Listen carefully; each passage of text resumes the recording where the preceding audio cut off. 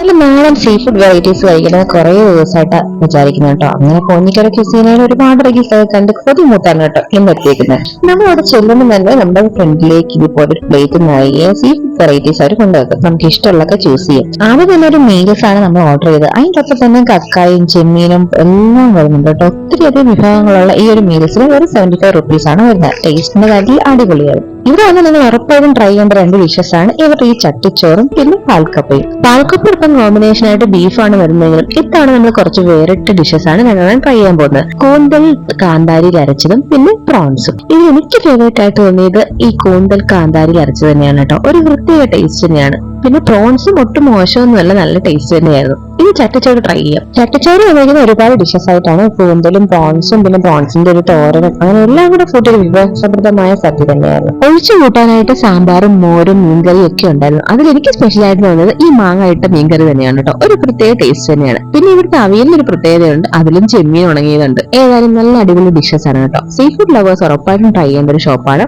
വരുമ്പോൾ നിങ്ങൾ കൃത്യം 12 മണിക്ക് എത്തുന്നതാണ് കേട്ടോ നല്ലത്. അല്ലെങ്കിൽ നമുക്ക് ഈ പാർക്കിംഗ് പോലും കിട്ടത്തില്ല. അപ്പൊ എക്സാക്ട് ലൊക്കേഷൻ വരെ നമ്മുടെ ചിറ്റൂർ റോഡിലാണ്. പോഞ്ഞിക്കര കുസീന ഉറപ്പായിട്ടും ട്രൈ ചെയ്യില്ലേ? സോ ഇതേപോലത്തെ കൂടുതൽ ഫുഡ് അപ്ഡേറ്റ്സ് ആയിട്ട് നമ്മുടെ പേജിനെ മറക്കാണ്ട് ഫോളോ ചെയ്യാം. So stay tuned.